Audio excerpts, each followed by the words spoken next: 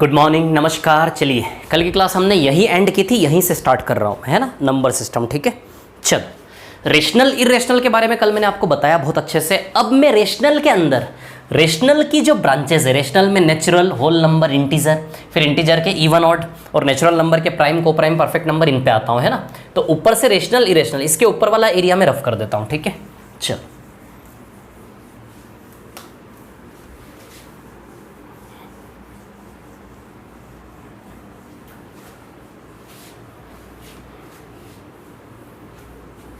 Rational irrational में समझा चुका हूं बहुत अच्छे से आप लोगों को।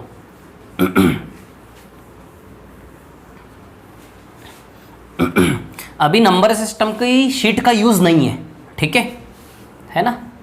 नंबर सिस्टम की शीट वैसे मैंने डाल दी है वहाँ पर, लेकिन उसका यूज़ अभी नहीं है, ठीक है। उसका जब यूज़ होगा तब मैं बताऊंगा, उसको डाउनलोड करके यूज़ करो। नंबर सिस्टम की शीट के पीछे आंसर शीट अवेलेबल नहीं है, ठीक है। आंसर शीट में भी 2 या 3 दिन बाद डाल दूंगा उसको, है ना, या फिर आपको टिक करवा दूंगा यहीं पर, ठीक है। चलो देखो इधर पे क्या है कहानी, सुनिए अब, है ना। ठीक है, चलो भैया, नेचुरल नंबर, है ना। 4 डेफिनेशन लिखवाई अभी तक, रियल नंबर, वास्तविक संख्या, इंटीजर, पूर्णांक, उसके बाद रेशनल इरेशनल, 4 परिभाषाएं। 5वीं परिभाषा लिखो नेचुरल नंबर, 5th पॉइंट डालो जरा फटाफट।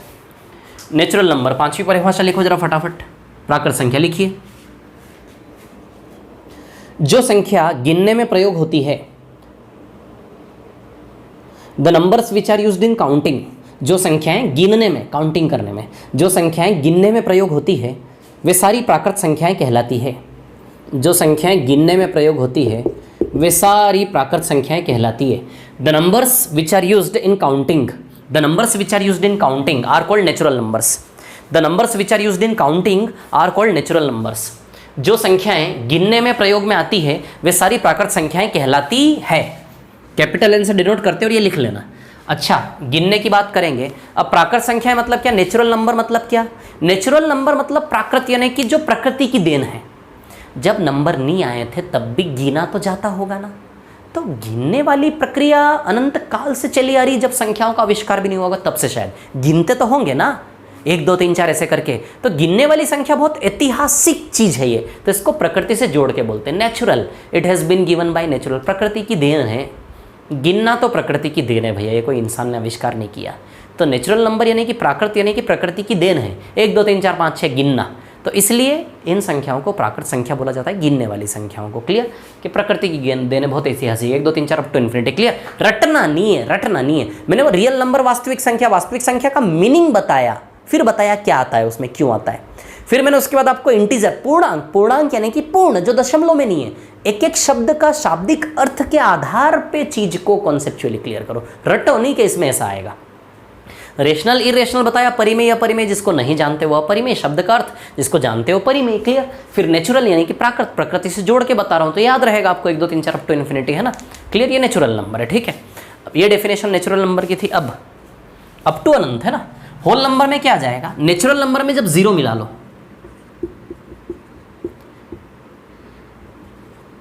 प्राकृत संख्याओं में 0 और मिला दो तो ऐसा माना जाता है संख्याएं पूर्ण हो गई। प्राकृत संख्याओं के साथ 0 और चिपका दो तो ऐसा माना जाता है संख्याएं पूर्ण हो गई। प्राकृत संख्याओं के साथ 0 और चिपका दो तो ऐसा माना जाता है कि संख्याएं क्या हो गई, पूर्ण हो गई। समझ में आ रही बात आप लोगों को मैं क्या कह रहा हूं, है ना। तो बस कुछ नहीं है, ये बहुत कोई इंपॉर्टेंस नहीं इस चीज़ का, कुछ नहीं है। परिभाषा लिखनी तो लिखो, 6ठे नंबर पर डाल पे होल नंबर्स लिखो। जब प्राकृत संख्याओं के साथ 0 को भी सम्मिलित कर दिया जाए, लिखो इसकी परिभाषा लिखो, होल नंबर्स की हेडिंग डाल के। जब प्राकृत संख्याओं के साथ 0 को भी सम्मिलित कर लिया जाए तो संख्याएं पूर्ण हो जाती है। When 0 is included with the natural numbers, when 0 is included with the natural numbers, बैठ रहा हूँ 2 मिनट, है ना, बैठे बैठे बोल रहा हूँ, लिखो आप लोग। जब प्राकृत संख्याओं के साथ 0 को भी सम्मिलित कर लिया जाए, मोबाइल गिर गया, 2 सेकंड रुको जरा, 1 मिनट। जब प्राकृत संख्याओं के साथ 0 को भी सम्मिलित कर लिया जाए, हाँ लिखना ज़रा, जब प्राकृत संख्याओं के साथ 0 को भी सम्मिलित कर लिया जाए तो संख्याएं पूर्ण हो जाती है। When 0 is included with the natural numbers, then the numbers are whole numbers, WHOLE, है ना। जब प्राकृत संख्याओं के साथ जीरो को भी सम्मिलित कर लिया जाए तो संख्याएं पूर्ण हो जाती है। When zero is included with the natural numbers then the numbers are whole numbers. Clear? इसमें लिख लेना 1 2 3 की जगह जीरो से स्टार्ट करके लिए 0 1 2 3 अप टू इन्फिनिटी, है ना? क्लियर? इंटीजर में लिखवा चुका हूं आपको, है ना? अब इंटीजर के दो पार्ट होंगे। डालो हेडिंग, डालो इवन नंबर, लिखो अब इवन नंबर,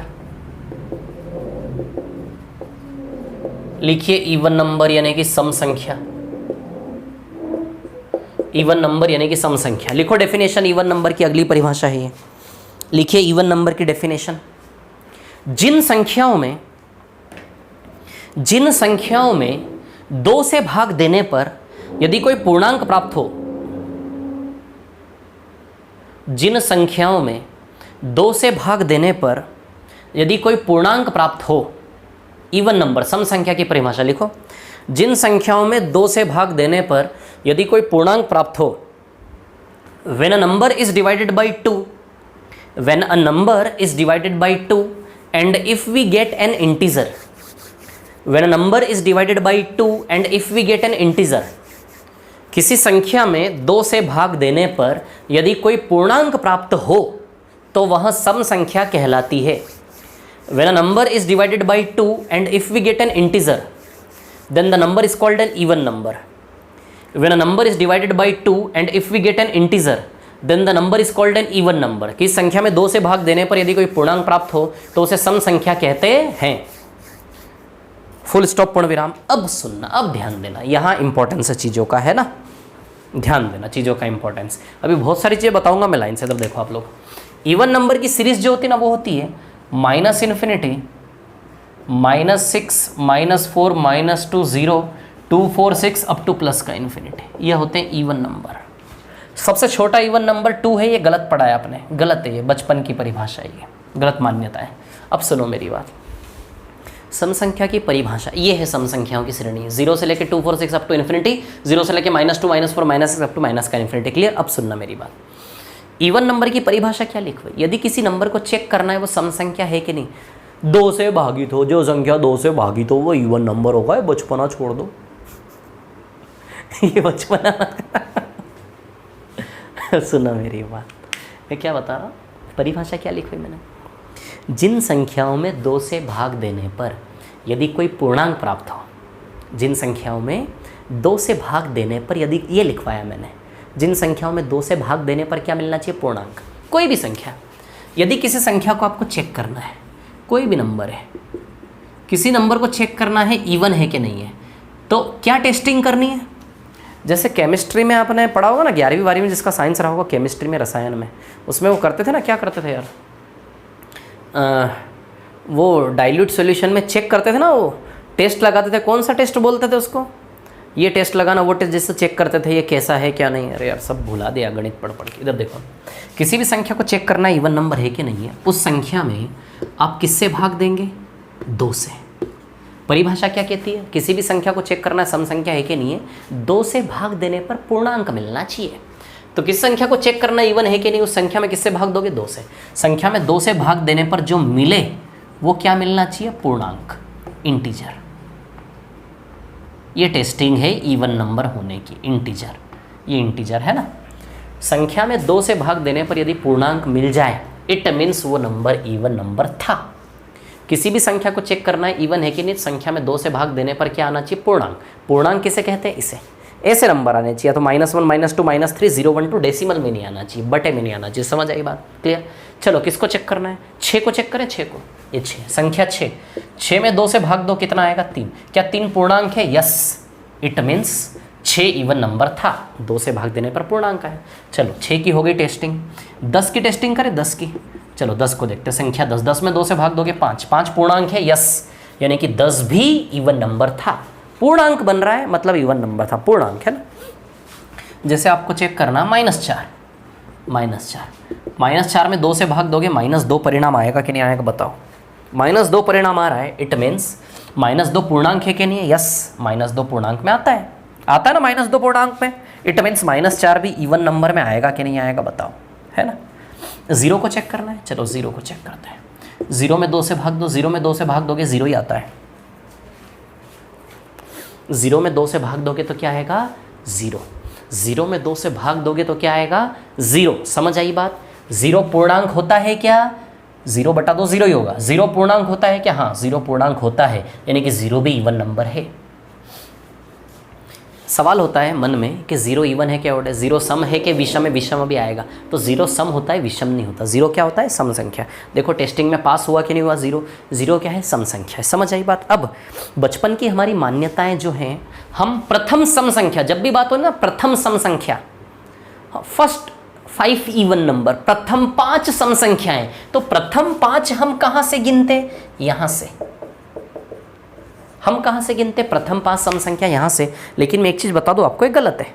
ये गलत है ना? ये प्रथम 5 सम संख्या नहीं है, ये प्रथम धनात्मक पॉजिटिव प्रथम 5 है।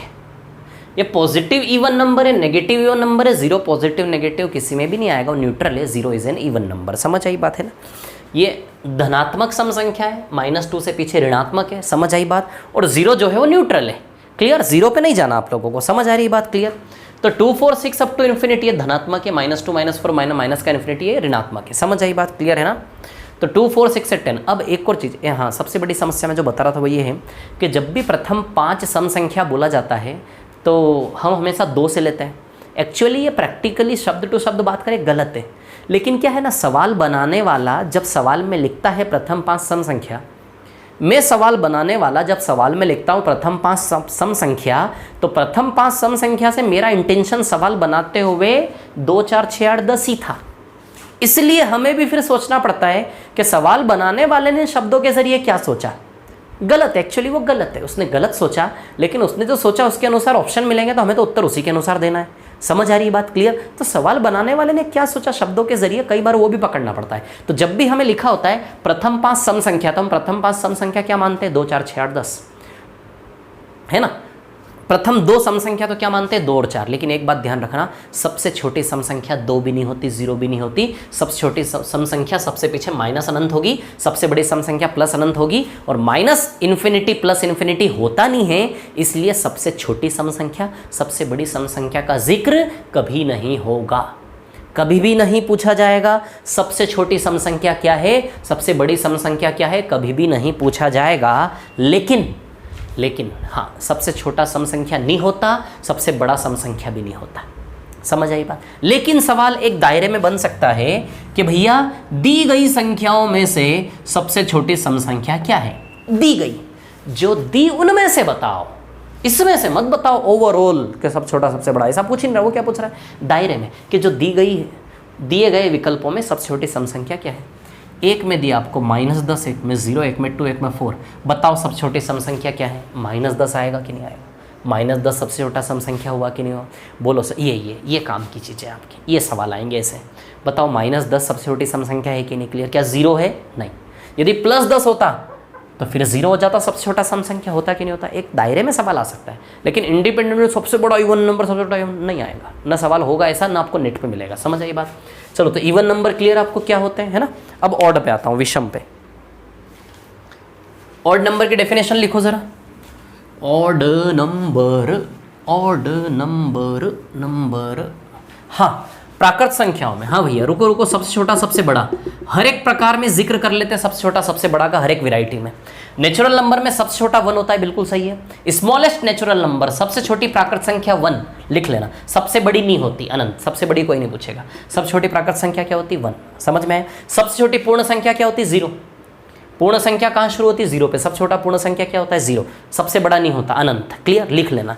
इंटीजर सबसे छोटा सबसे बड़ा होता ही नहीं है। प्लस अनंत माइनस अनंत सबसे छोटा सबसे बड़ा इंटीजर में नहीं होता। समझ आई बात? क्लियर? तो इन तीनों का क्लियर है। रेशनल परिमेय संख्या में भी सबसे छोटा सबसे बड़ा परिमेय नहीं होता, न ही अपरिमेय सबसे छोटा सबसे बड़ा होता है। परिमेय में भी प्लस का इन्फिनिटी जाएगा, माइनस का। परिमेय अपरिमेय दोनों में सबसे छोटा सबसे बड़ा नहीं होता। न ही वास्तविक संख्या रियल नंबर में सबसे छोटा सबसे बड़ा होता है। क्लियर? कहाँ पे सटीक आंसर आएगा सबसे छोटे का? नेचुरल में। पूर्ण में 0, है ना? इन दोनों में सटीक उत्तर आएगा। बाकी इसका तो बताया ही मैंने आपको, है ना? इसमें भी नहीं आएगा। ठीक है? और अभी प्राइम कंपोजिट में चलेंगे तो बताऊंगा। चलो, ऑड नंबर, इसके बाद आएगा ऑड नंबर। ऑड नंबर यानी कि विषम संख्या। लिखो डेफिनेशन। जिन संख्याओं में 2 से भाग देने पर यदि कोई पूर्णांक प्राप्त नहीं होता, जिन संख्याओं में 2 से भाग देने पर यदि कोई पूर्णांक प्राप्त नहीं होता, when a number is divided by 2 and if we do not get an integer, जिन संख्याओं में 2 से भाग देने पर यदि पूर्णांक प्राप्त नहीं होता तो वे विषम संख्या कहलाती है। When a number is divided by 2 and if we do not get an integer, when a number is divided by 2 and if we do not get an integer, जिन संख्याओं में 2 से भाग देने पर यदि कोई पूर्णांक प्राप्त नहीं होता वे विषम संख्या कहलाती है। When a number is divided by 2 and if we do not get an integer, then the number is called an odd number. Then the number is called an odd number. वे विषम संख्या कहलाती है। अब देखो विषम संख्या क्या होती है, इसको छोड़ के जो भी बचाओ विषम है। -5, -3, -1, 1, 3, 5 अप टू प्लस का इन्फिनिटी, है ना, प्लस का इन्फिनिटी, ठीक है। ये विषम संख्या मतलब पूर्णांक में से इवन और 2 टुकड़े होंगे कि नहीं होंगे। पूर्णांक में से ये इवन में जाएगा और ये बचा हुआ पूर्णांक का जो बचाव भाग है ना वो कहाँ चला जाएगा, ऑड में, विषम में। तो पूर्णांक 2 टुकड़ों में टूटेगा, इवन और ऑड में। बोलो समझे कि नहीं समझे बात को, क्लियर। 0 इवन में आएगा, ऑड में नहीं आएगा। परिभाषा के थ्रू भी जा सकते हो लेकिन अब नहीं बता रहा मैं परिभाषा के थ्रू, आप समझ जाना। इन संख्याओं में 2 से भाग दोगे पूर्णांक नहीं आएगा, जिनमें 2 से भाग देने पर पूर्णांक नहीं आएगा वो यहाँ जहाँ आएगा ऊपर, तो वो समझा दिया।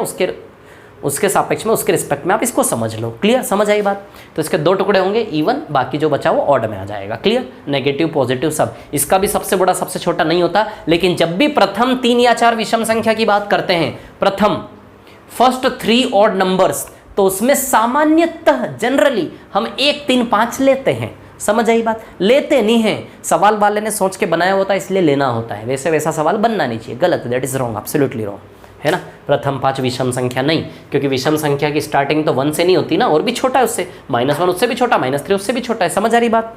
लेकिन जब सवाल आता है तो हमें लेना पड़ता है, क्लियर है ना। चलो भाई, इवन ऑड हो गया, तो इंटीजर के 2 टुकड़े इवन ऑड हमने पढ़ लिया बहुत अच्छे से। चलो आ जाओ भैया, नेचुरल नंबर के 3 टुकड़े, प्राइम, कंपोजिट और परफेक्ट नंबर। डालो डेफिनेशन, अगली डेफिनेशन प्राइम अभाज्य संख्या, और लिखो परिभाषा अभाज्य संख्याओं की फटाफट जरा जल्दी से लिखो लिखो लिखो लिखो लिखो। नेचुरल नंबर, अभी हमने इंटीजर के टुकड़े किए इवन ऑड, अब मैं प्राइम नेचुरल नंबर के टुकड़े करूंगा, प्राकृत गिनने वाली संख्याओं के टुकड़े करूंगा।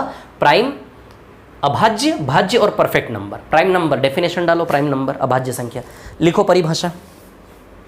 जिन प्राकृत संख्याओं के, कौन सी संख्या, किसके अंदर से प्राइम नंबर निकलेगा, प्राकृत संख्याओं के अंदर, समझ आई बात। जिन प्राकृत संख्याओं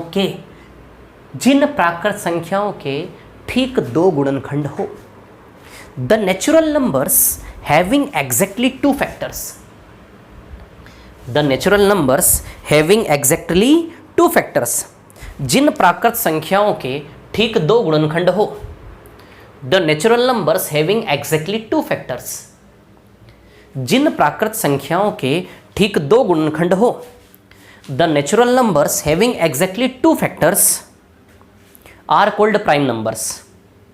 जिन प्राकृत संख्याओं के ठीक 2 गुणनखंड हो उन्हें अभाज्य संख्याएं कहते हैं।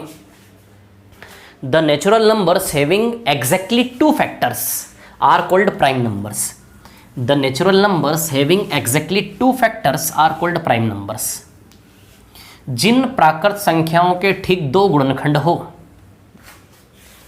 जिन प्राकृत संख्याओं के ठीक 2 गुणनखंड हो उन्हें अभाज्य संख्या कहते हैं, उन्हें अभाज्य संख्या कहते हैं। प्राइम नंबर यानी कि अभाज्य संख्या।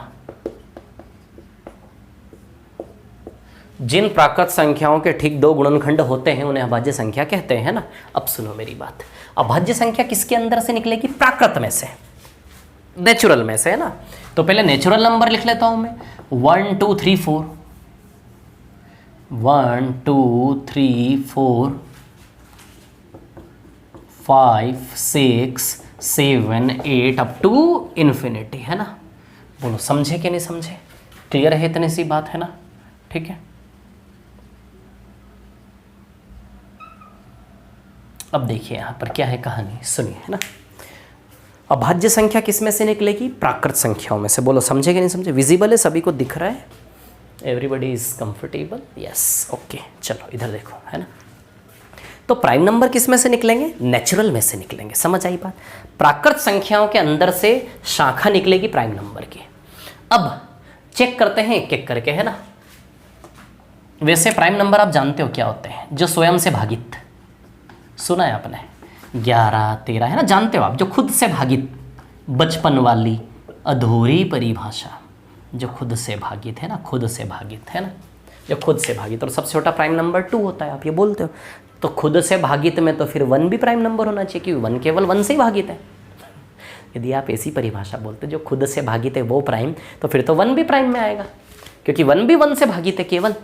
सीधी सी बात है, ठीक है। लेकिन नहीं, ठीक है, सुनिए क्या परिभाषा लिखवाई मैंने। जिन प्राकृत संख्याओं के ठीक 2 गुणनखंड हो। चलो 1 को चेक करते हैं, सारी प्राकृत संख्याओं को चेक करते हैं लाइन से। 1 को चेक करते हैं। 1 के गुणनखंड कितने? केवल एक ही है, नहीं हुआ प्राइम नंबर। नेचुरल नंबर वो प्राइम बनेगा जिसके ठीक 2 गुणनखंड, ठीक 2, ना 2 से कम ना 2 से ज़्यादा, ठीक 2 गुणनखंड। 1 के बाद 2, 2 के 2 गुणनखंड है 1 और 2, बोलो है कि नहीं? ये 2 गुणनखंड है, 2 आएगा प्राइम नंबर में। 3 के ठीक 2 गुणनखंड है 1 और 3, बोलो 3 के ठीक 2 गुणनखंड है 1 एंड 3। समझे क्या बात को, है ना। ठीक 2, ये भी प्राइम में जाएगा। देखो 2 और 3 प्राइम में आया कि नहीं आया। 4 के कितने गुणनखंड है? 1, 2, 4, 3 है, ये नहीं आएगा प्राइम में। ठीक 2 गुणनखंड चाहिए, बोलो समझे कि नहीं समझे। ये भी नहीं आएगा, ये भी नहीं आएगा, है ना। 4 भी नहीं आएगा प्राइम में, ठीक है। 4 के बाद 5, यस, 5 के ठीक 2 गुणनखंड है 1 एंड 5, बताओ आएगा प्राइम में, बोलो आएगा कि नहीं आएगा। क्लियर। 6 की बात करूं तो 1, 2, 3 और 6 इसके 4 फैक्टर है, 4 गुणनखंड, कतई नहीं आएगा। समझ आई बात। तो 1 कौन आया? 2 आया, 3 आया, 5 आया, 2, 3, 5। समझ गए कौन प्राइम नंबर बनेंगे? जिनके ठीक 2 गुणनखंड है, जिनके ठीक 2 गुणनखंड है वो कहाँ आएंगे? प्राइम में। क्लियर। तो प्राकृत संख्याओं में से उनको चुनो जिनके 2 गुणनखंड है वो प्राइम में जाएंगे। क्लियर। और उनको छोड़ के, हाँ समझ गए प्राइम क्या है? सबसे छोटी अभाज्य संख्या 2 होती है। लिख लो, इस पे सवाल बन सकता है। Smallest prime number is 2। लिखो, फटाफट लिखो जरा स्मॉलेस्ट। और ये लिख लेना प्राइम नंबर की डेफिनेशन में, नंबर सीरीज लिख लेना। और सबसे छोटा, और ये एग्जाम्पल बना लेना, बनाओ तो। सबसे छोटी अभाज्य संख्या 2 होती है ना। सबसे छोटी अभाज्य संख्या क्या होती है? 2, है ना, ठीक है। बाकी और सब भी मिटा देता हूँ, सबका काम हो गया। सिर्फ नेचुरल नंबर की बात कर रहे हैं हम अभी, है ना। नेचुरल नंबर के 3 पार्ट। क्लियर। चलो भाई,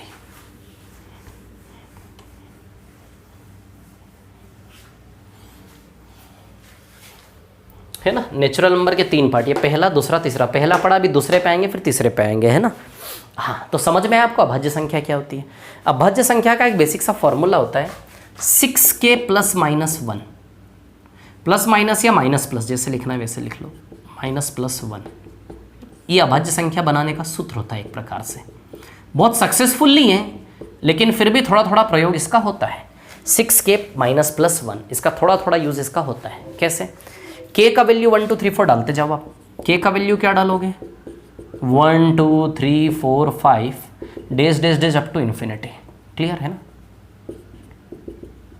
अप टू इन्फिनिटी। क्लियर है ना? k का वैल्यू, तो k का वैल्यू डालते जाएं हम।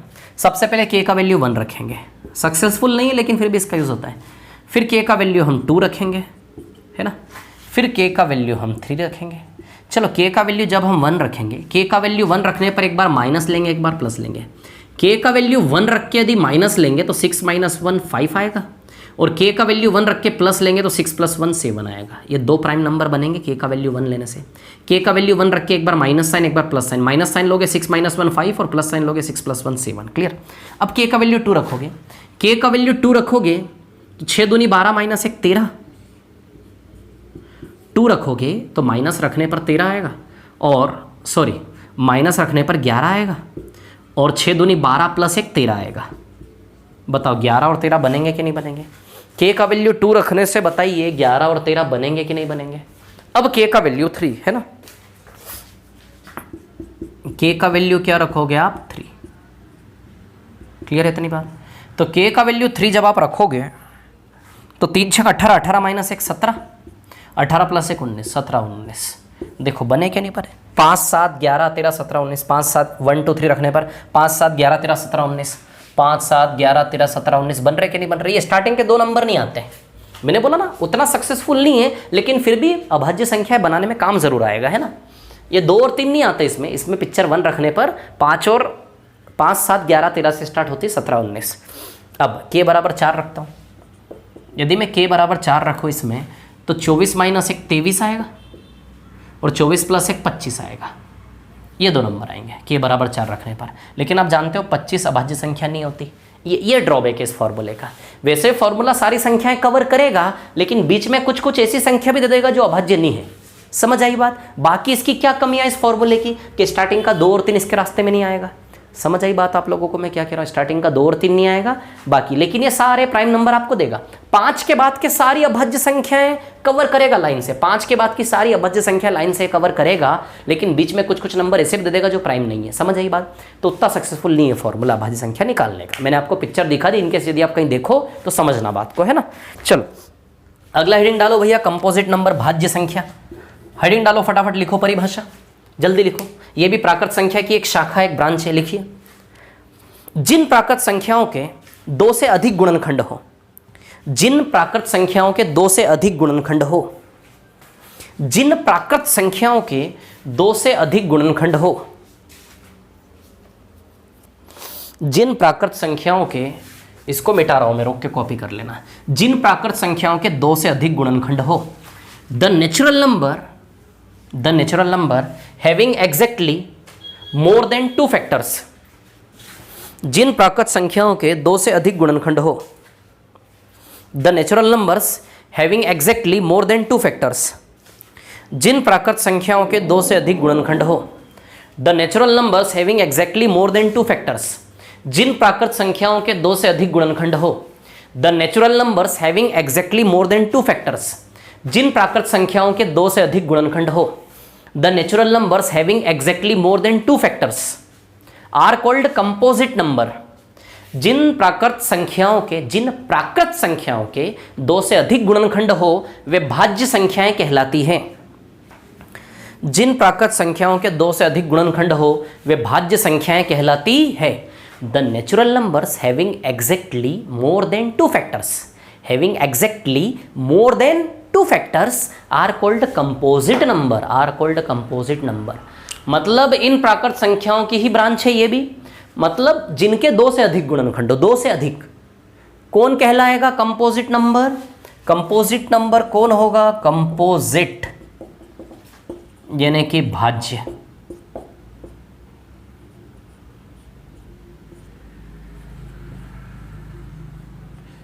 कंपोजिट नंबर है ना, कंपोजिट यानी कि भाज्य। क्लियर? अब देखिए यहां पर क्या है कहानी, ठीक है। कंपोजिट यानी कि भाज्य, क्लियर। जिन संख्याओं के 2 से अधिक गुणनखंड हो, 2 से अधिक गुणनखंड इसका नहीं, ये नहीं है भाज्य, है ना। और अब अभाज्य तो भाज्य हो ही नहीं सकता, अभाज्य के 2 गुणनखंड होते हैं। जिनके 2 से अधिक गुणनखंड यानी कि 3 गुणनखंड हो, सबसे पहला हमारा भाज्य संख्या 4 आएगा क्या? 2 से अधिक गुणनखंड ना इसका है ना इसका है ना इसका है, बताइए 4 आएगा कि नहीं आएगा पहला? इसके बाद 5 भी नहीं आएगा, 6 आएगा क्या सीधे? 5 के भी 2 से अधिक गुणनखंड, 2 से अधिक फिर तीनों चारों कुछ भी हो, 3 है 4 है ना। 6 के बाद फिर 7 नहीं आएगा, 8 आएगा क्या? मतलब इसके बाद इनको छोड़ के जितने भी नंबर बचे प्राकृत में वो भाज्य में आ जाएंगे। 8 के बाद 2 आएगा, 10 आएगा, 11 नहीं आएगा, 11 अभाज्य में चला जाएगा, 12 आ जाएगा, 13 अभाज्य में चला जाएगा, 14 आ जाएगा, 15 भी आ जाएगा, 16 भी आ जाएगा, 17 अभाज्य में चला जाएगा, 18 आ जाएगा। समझ में आ रही बात? तो अभाज्य संख्या और ये भाज्य संख्या जिनके 2 से अधिक गुणनखंड हो, 2 से अधिक। समझ आ रही बात? 3 या 4 या 5। सबसे पहला नंबर, सबसे छोटी भाज्य संख्या कंपोजिट नंबर 4 लिख लो फटाफट। सबसे छोटी भाज्य संख्या क्या है? 4। स्मॉलेस्ट कंपोजिट नंबर इज 4, लिख लो फटाफट जल्दी से। सबसे छोटी भाज्य संख्या क्या है? 4, लिख लो जल्दी, लिख लो फटाफट। सबसे छोटी भाज्य संख्या क्या है? 4 है ना। और सबसे बड़ा अनंत। क्लियर? चलो अब हम आएंगे परफेक्ट नंबर पे। आ जाओ परफेक्ट नंबर पे, मिटाता हूं इसको। चलो नेचुरल नंबर की ब्रांच है, परफेक्ट नंबर भी है ना। लिखो परफेक्ट नंबर की परिभाषा लिखो। 1 मिनट मिटा लेता हूं इसको।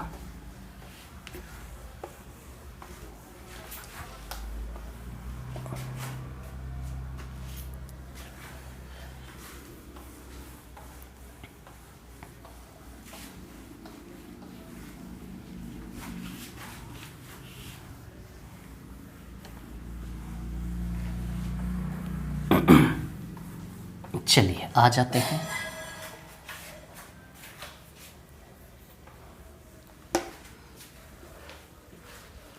परफेक्ट नंबर है ना,